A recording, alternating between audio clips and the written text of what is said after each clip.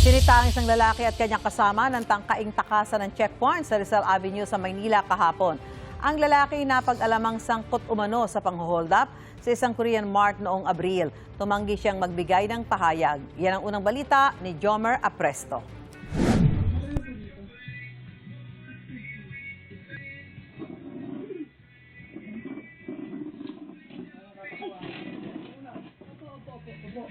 Kuha yan sa loob na isang Korean Mart sa Santa Cruz, Maynila noong Abril.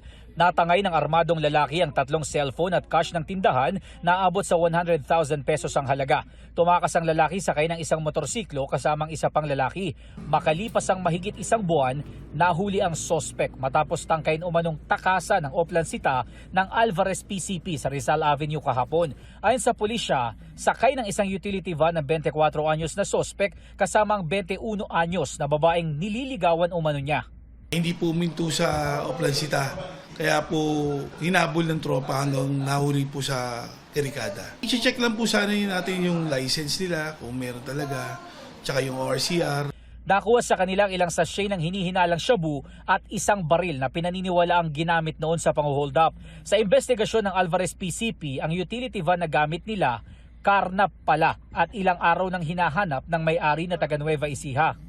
Bali, nangyari po to nung May 25 lang. Nung chinek po natin yung cellphone nila ng suspect, nakita po may conversation po siya na meron siyang buyer po ng L300 sa Manila.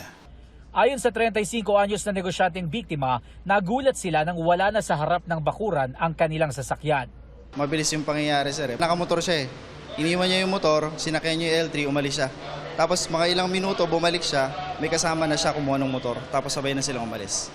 Inaalam pa ng pulisya kung sangkot din ba ang lalaking sospek sa iba pang insidente na mga nakawan sa iba't ibang lugar. Tumanggi naman siyang magbigay ng pahayag. Wala, sa korte na lang po. Ang babae namang kasama niya, wala raw alam sa lakad ng sospek at inaya lang daw siya nitong lumabas. Ang alam ko lang po, mamamasyal lang po ako. Nandiligaw lang po yun sa akin. Nadamay po ako nang wala po akong kasalanan.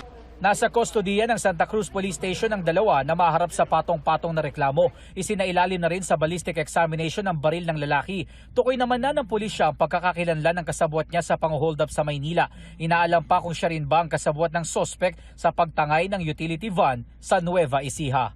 Ito ang unang balita. Jomer Apresto, GMA News.